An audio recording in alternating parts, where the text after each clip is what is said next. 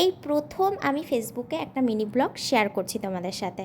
তো আমি আমার ফ্যামিলির সাথে গেছিলাম ব্যারাকপুরে কিছু কেনাকাটা করতে। তো সেখান থেকে ঢুকেছিলাম পাঞ্জাব রেস্টুরেন্টে রাতের ডিনার সারতে।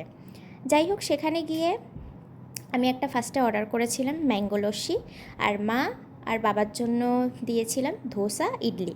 আর আমি তো ওয়েট করছিলাম যে আমার খাবারটা কখন আসবে। ওয়েট করার পর দেখলাম যে আমার খাবারটা চলে এসেছে। আমি অর্ডার করেছিলাম তন্দুরি রুটি আর তার সাথে বাটার চিকেন। যাই হোক, এই কম্বিনেশনটা আমার খুব ভালো লাগে। খাওয়া দাওয়া করার পর আমরা বাড়ির দিকে রওনা হয়ে গেছিলাম। আর যখন আমরা পাঞ্জাব রেস্টুরেন্টে ঢুকেছিলাম 8:30টার দিকে, তখন দেখি পাঞ্জাব রেস্টুরেন্টটা পুরোই ফাঁকা। যাই হোক, তোমাদের যদি ভিডিওটা ভালো লাগে অবশ্যই লাইক আর আমাকে ফলো করে দিও প্লিজ। চলে আসবো নেক্সট ভিডিও নিয়ে।